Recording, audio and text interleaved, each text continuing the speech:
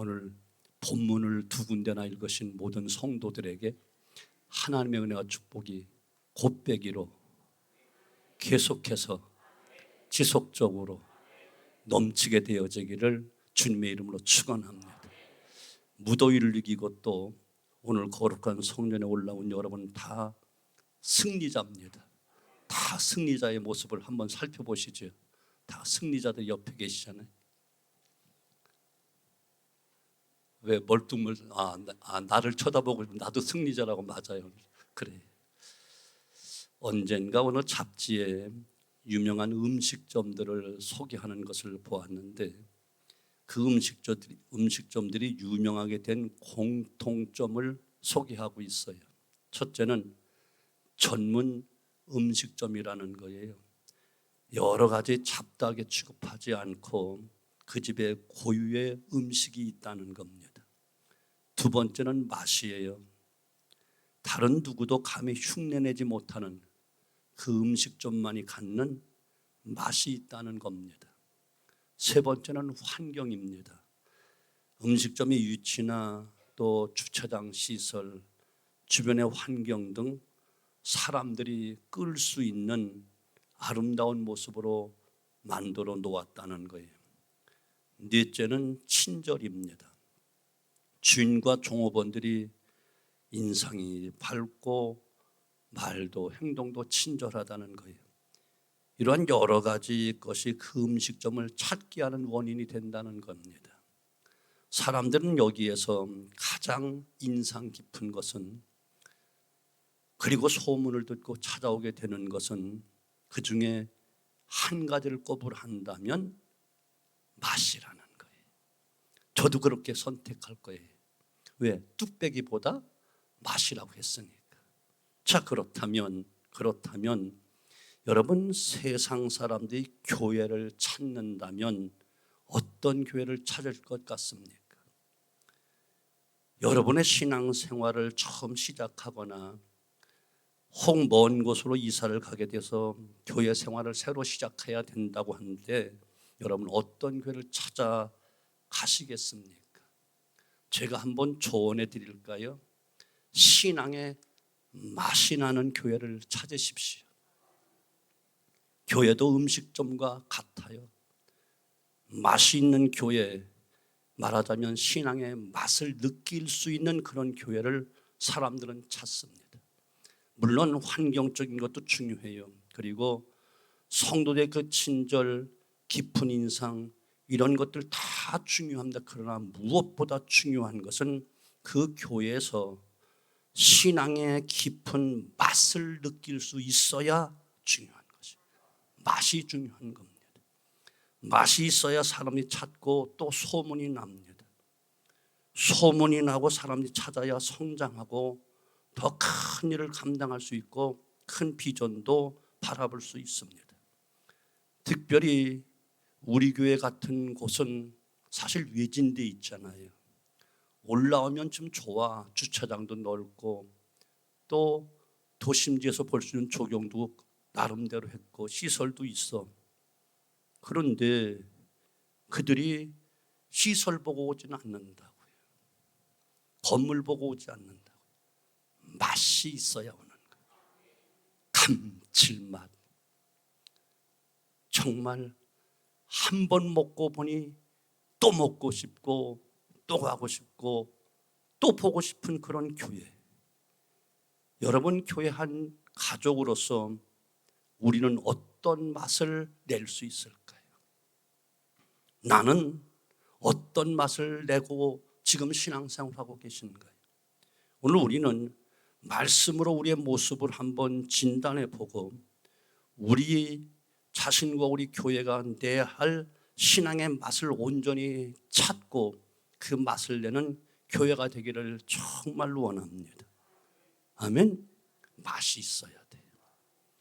오늘 우리는 신앙의 맛을 내는 아름다운 교회를 하나 발견했습니다. 오늘 3절, 7절, 8절 보면 너희 믿음의 역사와 사랑의 수고와 우리 주 예수 그리스도에 대한 소망의 인내를 우리 하나님 아버지 앞에 쉬지 않고 기억함이니 그러므로 너희가 마게도냐와 아가야 모든 믿는 자의 본이 되었는지라 너희 믿음의 소문이 각지에 퍼짐으로. 데살로니가 교회는 사도 바울이 마게도냐로 건너가서 빌립보 교회에 이어 두 번째 세운 교회입니다. 그곳에서 복음을 전할 때 많은 사람들이 사도 바울이 전한 그 말씀을 듣고 다 믿기로 하고 따르게 되는 거예요. 이 사건을 사도행전 17장 4절에 보면 경건한 헬라인의 큰 무리와 적지 않은 귀부인도 권함을 받고 바울과 실라를 쫓으니라고 기록하고 있어요.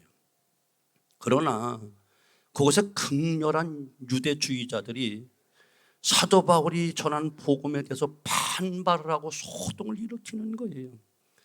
사도 바울을 잡아 죽이려고 하는 거예요. 바울은 할 수 없이 사람들의 도움을 받아 밤에 베리아로 도망을 갑니다. 데살로니가 교회는 이런 와중에 세워진 교회예요. 그 바울은 유대인들의 그 반발이 워낙 거세기 때문에 데살로니가로 들어가지 못하고 다른 지역으로 전도 여행을 갑니다. 단지 오가는 소식을 들을 뿐이에요.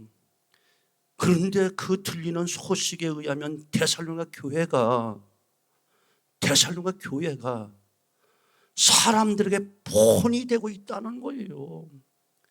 믿음에 대한 소문이 각 지역으로 퍼져나가고 있다는 거예요. 바울은 데살로니가를 떠난 후 저들 위해서 많은 염려를 했어요. 특별히 핍박을 받는 상황 속에 있는데 어떻게 저들이 신앙을 지켜나갈지 염려하지 않을 수가 없고 그래 더 간절하게 기도할 수밖에 없었어요. 그런데 들리는 소식이 저들의 믿음이 각처로 소문이 날 정도로 믿음의 본이 되고 있다는 거예요. 놀라운 믿음의 역사가 일어나고 있다는 거예요. 이 소식에 바울의 기쁨이 어떠했겠어요? 바울이 너무너무 기쁘고 감사해 저들에게 가지는 못하지만 저들을 위로하고 격려하기 위해서 또 부족한 것을 수정해 고쳐주기 위해서 오늘 데살로니가 전후서를 쓰게 된 거예요. 본문 속에서 우리는 신앙의 맛, 믿음의 본이 어떤 것인가를 깨닫게 되는데 우리가 진정한 신앙의 맛, 믿음의 본을 보이기 위해서는 세 가지가 필요하다는 거예요. 첫째는 신앙의 맛은 믿음으로 나는 거예요. 교회는 믿음의 역사가 있어야 되는 거예요. 데살로니가 교회는 믿음의 역사가 있는 교회였습니다. 새 번역으로 번역된 성경에 보면 새 번역은 믿음의 행위라고 했고 공동 번역에서는 믿음의 활동이라고 번역을 했어요. 믿음은 추상적인 것이 아니에요. 그렇다고 개인의 신념도 아니에요. 여기서 믿음이란 구원의 은총을 입은 사람이 변화되어서 새로운 모습으로 살아가는 삶을 이야기하는 거예요.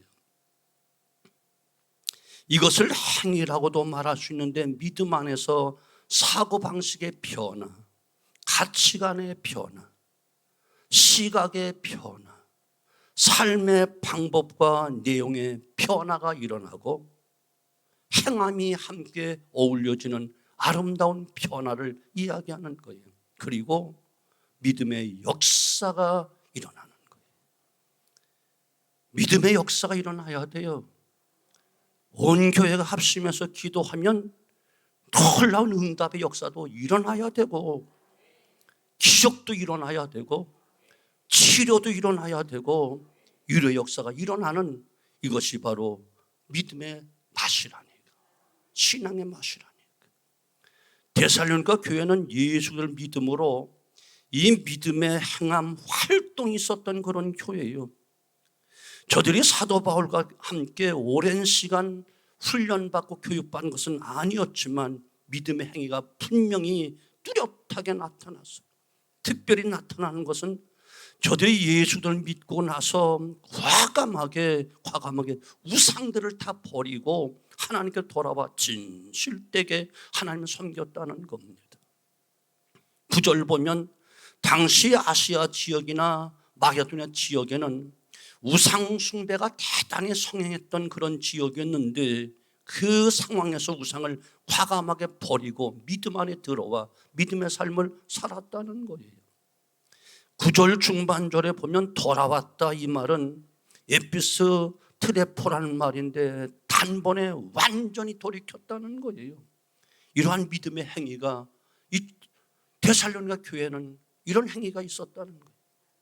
이것은 당시 우상과 혼합 종교 그 문화권에 있는 주변 지역 사람들에게 매우 충격적으로 도전적으로 다가올 수밖에 없었어요. 그래서 많은 사람들이 데살로니가 교회를 이야기하지 않을 수 없었고 정말 놀라운 변화라고 소문이 나지 않을 수가 없었어요.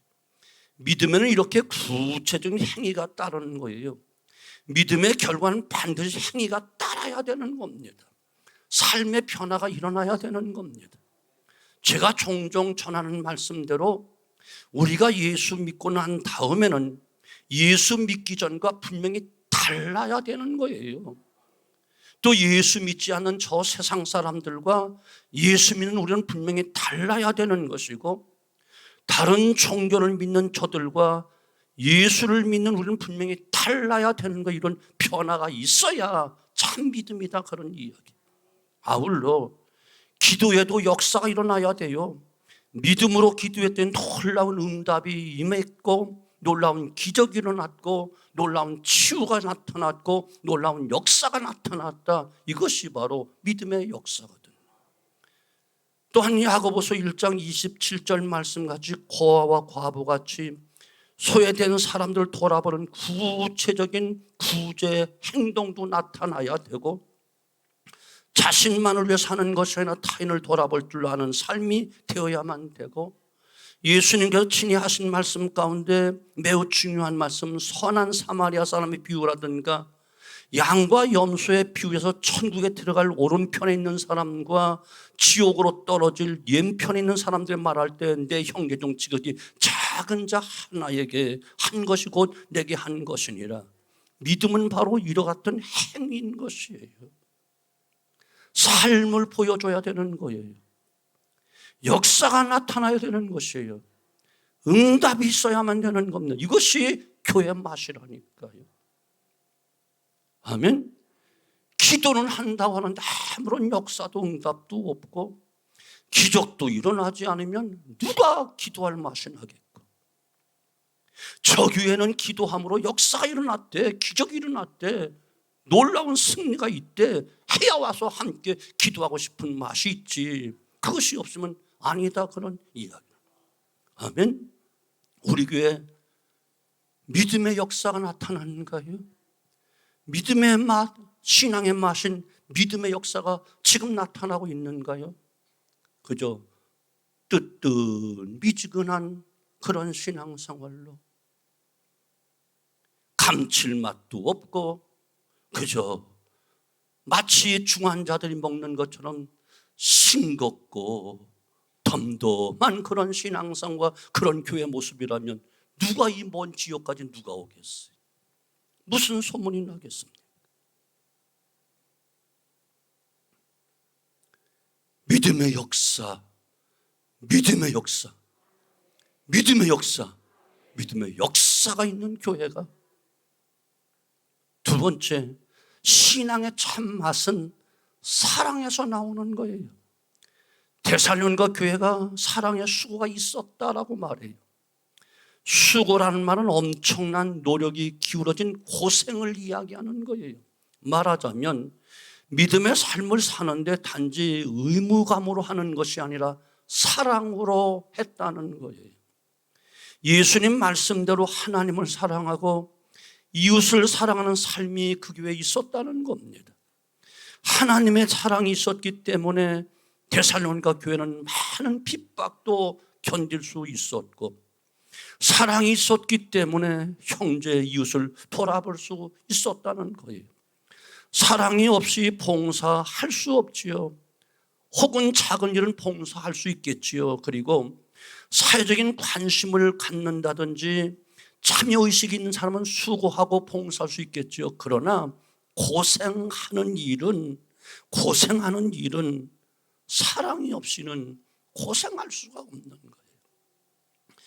보이기 위한 선행은 얼마든지 할 수 있습니다. 그러나 보이지 않는 장소에서 보이지 않게 하는 일은 진정한 사랑이 아니면 할 수가 없는 거예요. 초대교회는 사랑이 있었지요. 예수님의 사랑 안에서 자기의 재산을 팔아 가난한 사람을 나눠주고 구제까지 했지요. 그 대표적인 사람이 바나바라는 사람이었어요. 그는 자신의 밭을 팔아 가난한 자들을 위해서 사도들 앞에 가져다 바칩니다. 그러나 이어서 아나니아와 삽비라도 나오지요. 여러분, 저들의 차이점이 무엇이지요? 사랑으로 한 것이냐 보이기 위해서 한 것이냐, 이 차이가 있을 뿐이에요. 만약에 우리의 선행을 의무감에서 보이기 위해서 하는 것이라면 왠지 힘들고 부담스러울 거예요. 그러나 그것은 오래가지 못합니다. 그러나 주님의 사랑으로 한다면 그것이 고생이 되어도, 또 남들이 알아주지 않는다 해도, 설사 피난이 있다 할지라도 기쁨으로 감사함으로 할 수 있는 것 아니겠습니까? 신앙의 맛은 사랑에서 나오는 거예요. 어느 어머니가 밤늦게까지 일하면서 이마에 땀을 닦아 올리면서 무엇인가를 골똘히 생각을 합니다. 그의 입가에 옅은 미소가 띄웁니다. 지나가는 사람이 뭐가 그렇게 좋아? 그렇게 힘든 일을 하면서 왜 웃어? 힘들지 않아? 그 어머니가 하는 말, 우리 아이들이 잘하고 있고 열심히 공부하는 것을 생각하면 하나도 힘들지 않아요. 사랑으로 하니까. 자식들이 공부하고 열심히 부모님의 마음을 헤아려 열심히 하는 것을 보니까 조금도 힘들지 않아요. 사랑으로 하는 것과 형식으로 하는 것, 사랑으로 하는 것과 의무감으로 하는 것은 분명히 달라요. 향기가 다르고 맛이 다르고, 음식도 사랑과 정성으로 하는 것과 형식으로 하는 것은 맛이 달라요. 우리 삶 속에 이것이 다 적용되는 거예요. 사랑으로 섬기고, 사랑으로 봉사하는 교회, 사랑으로 교제하는 교회, 이 교회는 진정으로 하나님을 사랑하는 교회입니다. 하나님을 진정으로 사랑하는 교회는 신앙의 맛을 내지. 주님을 사랑하고, 교회를 사랑하고, 주의 종을 사랑하고, 이웃을 사랑하면 분명히 그 삶이 달라요. 맛이 다르고 향기가 다르고 모습이 다른 거예요. 그래서 부족하지만 저는 늘 기도하는 제목, 평생 기도하는 제목, 주님, 언제나 성령의 지배를 받고 첫사랑, 첫열정, 첫믿음, 첫사명감 잃어버리지 않게 해주세요. 이 기도를 항상 하는데 이것도 여러분도 한번 따라해 볼 필요가 있어요. 첫사랑, 처음 주님 믿고 주님 체험했을 때 그 첫사랑, 처음 직분받고 임명받고 취임했을 때 그 첫 사명감과 그 열정, 그리고 처음 은혜 받고 너무너무 그 은혜가 고마워서, 구속받은 그 은혜가 고마워서 주님 이 생명까지 기꺼이 주님 앞에 드리겠나이다 고백했던 첫 믿음, 주님은 이것을 원하고 계신 거예요. 에베소 교회를 향해서 너희는 첫사랑을 잃어버렸도다. 어디서 그 사랑을 잊어버렸는가? 빨리 회복해라. 그렇다면 내가 내 입에서 토하여 내지 촛대를 옮기겠다. 뜨뜻 미지근한 교회에 향해서는 내가 토하여 내치겠다. 첫사랑을 잃어본 교회를 향해서는 촛대를 옮기겠다. 다 준엄한 심판을 말씀하고 계시지 않습니까? 신앙의 맛은 사랑에서 나옵니다. 교회를 더 사랑하십시오. 교회 설립 42주년을 맞이하며 6월 한 달 교회를 위한 축제의 달로 보내잖아요. 그저 겉만 모습만 소란만 피운다고 되던가요? 정말 교회를 사랑하는 아름다운 모습, 주의 종을 정말 사랑하고 영혼을 정말 사랑하고 이웃을 사랑하는 첫사랑을 잃어버리지 않은 교회, 그것이 신앙의 맛 아닐까요? 저 교회 성실교회는 가면 언제나 온 교인들이 변함없이 우리를 사랑해줘, 따뜻하게 우리를 맞아줘, 언제나 변함없이 우리를 사랑으로 권면하고 사랑으로 양육해줘. 이런 사랑을 느껴야만 또 오고 싶지 않겠어요? 이 무더운 여름철에 기름값도 비싼데 여기까지 차 타고 누가 올라오겠고, 땀 흘리고 누가 올라오겠어요? 우리 교회가 이와 같은 참 맛을 내지 아니하면 미래 비전 가기도 전에 주저앉아.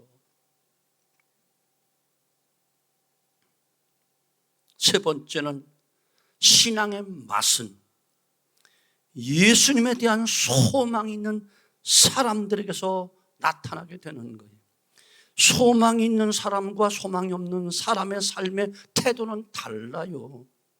데살로니가 교회는 예수님의 재림에 대한 소망이 확실했습니다. 먼저 이 소망은 믿음과 사랑과 함께 저들로 하여금 고난을 이기게 하는 놀라운 힘이 되어서, 데살로니가 교인들은 유대인과 헬라인에게 많은 핍박을 받았지만 핍박을 다 이기고 소망 가운데 승리한 교회가 아니겠습니까?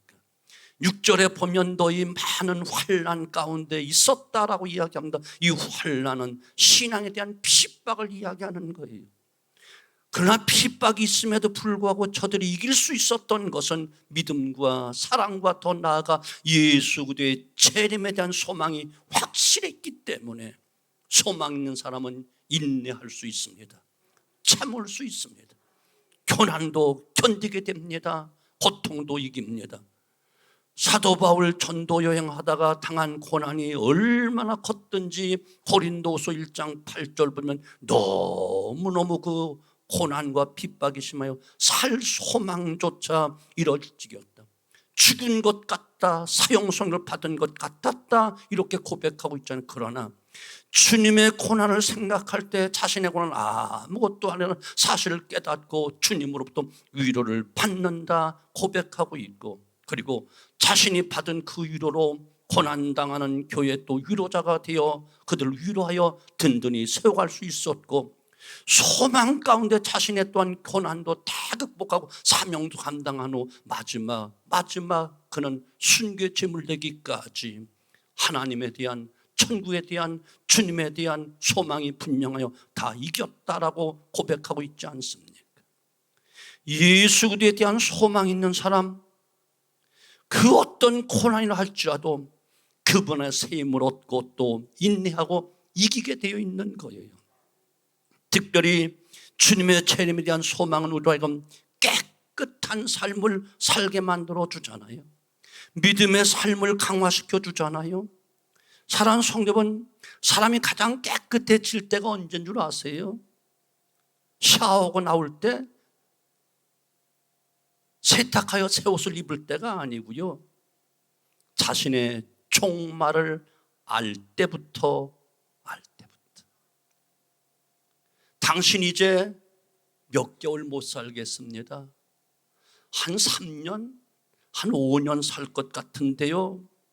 의사의 진단이 한번 딱 떨어져 봐. 자신의 생을 정리하게 돼. 욕심이 없어져. 죄를 버리게 돼. 하나님 앞에 더 겸허해지고 진실한 사랑을 생각하게 돼. 이제 바라봐야 될 것은 하나님밖에 없으니까. 굳이 사형 선고는 아니라 여기 연세 높으신 분들 이따가 한 번씩 생각할 거예요. 저도 많이 생각해요.